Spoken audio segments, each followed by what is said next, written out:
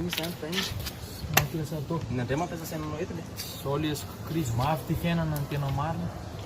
Zao mbola tsy nakobana anjaratsika zao mihitsy tsika ny tena Haiko. marina.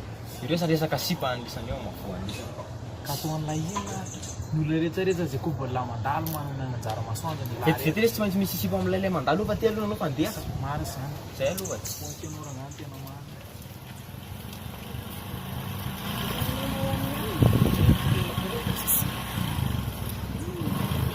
Ahoana letsy?